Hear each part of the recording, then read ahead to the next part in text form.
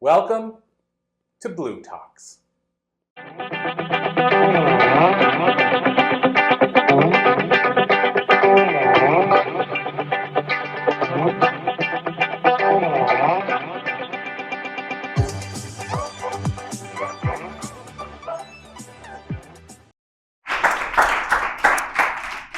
Hi guys, what a great time today.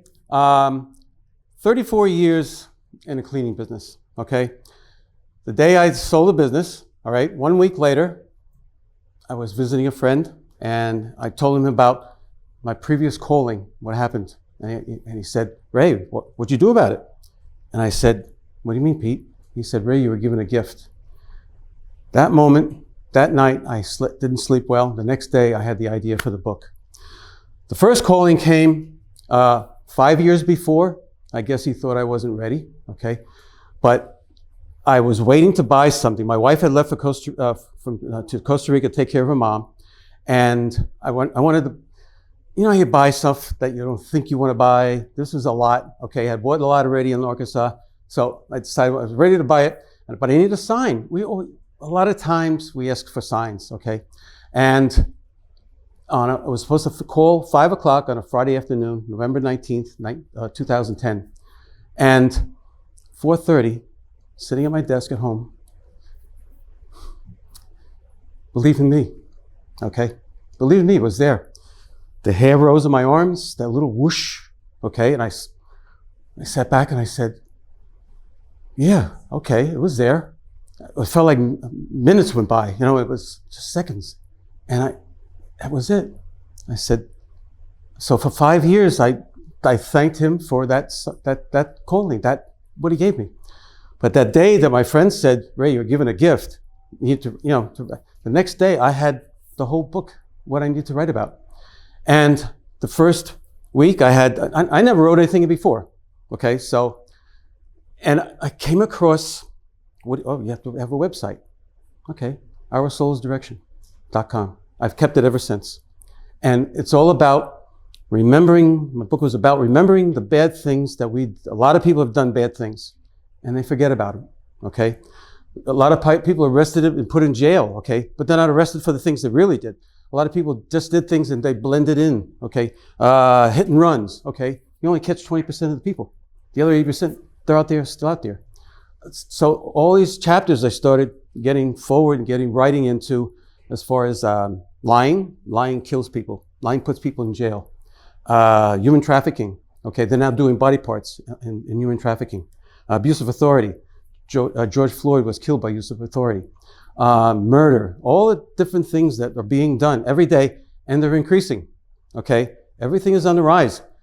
This is 7 years in the making. If I had published 3 years ago, a lot of the book would be outdated by now because of all the things that's happening. Pornography, okay? 25% of couples today, married or unmarried, need sexual videos to have sex. Where is it gonna go? We're not stopping, okay? It's not stopping. The kids are 9, 10 years old are watching sexual videos. So I put this book together and I came to the point where, okay, I have this idea, and then I said, I wanted the subtitle. And I realized, I said, wait a minute, as much as the things that I did, okay, there was some chapters that I'm in there, I'm responsible for. But I said, you know what the bigger audience is? The innocent. The people that are still haven't done the bad things, okay, the young kids, all right?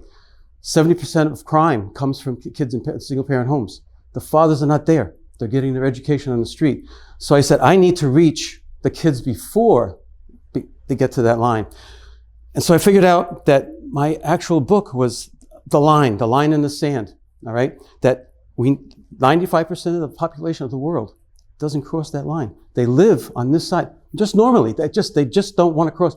There's nothing on the other side of that line that they want. But greed, things change, drugs, alcohol, that line starts being blurry, okay? We start crossing it and we come back. Sometimes we never come back, all right? We stay on that side. We need to know where the line is. That's what my book is all about. We cross because of greed. We cross because of indifference, adversity, drugs, alcohol, anger. Do you realize how many people have anger problems? And they keep living in a car. I have an anger problem when somebody passes me on the street when I'm driving. What are you doing? I get antsy. Do I do anything about it? No. A lot of people do something about it. Okay. So we have to we cross that line because of the color of somebody's skin. We cross that line because of color, religion. We need to stay on this side. We don't belong on that side. Okay. There's millions of people on that side, and you see it, it's growing. Okay. Politics is now getting involved. We need to stay on the side of the line. I'm not going to get into it. I'm going to give you a story. 1 month into my writing, I'm watching a program on TV, and it was about racing in the rain. There's a book called Racing in the Rain. The guy of whom was CEO of Taj Hotels was talking about his dog, the golden retriever, how his life changed with the golden retriever, and his life felt much better with this dog. And at the end of it, he says to me, dogs are like angels with tails. Okay, now I'm in Costa Rica. My wife is getting ready for church, and I tell her about the story, and she said, oh, that's nice. So go to 7 o'clock mass, and we're standing there. And a dog walks by me, okay? 700 people in this church. Two pews in front of me, crosses over to the other side, the other aisle, crosses back, comes back this way, and walks by me again, and walks out the door. And I looked at my wife, and she looked at me, and okay, he's around. Okay, that's not coincidence. I'm sorry, an hour and a half later, that's not coincidence. There's so many signs that I've gotten as far as the reading, but we have to change where we're going, okay? That's why we don't belong on that side of the line, okay? My name is Ray Comeau, right? OurSoulsDirection.com.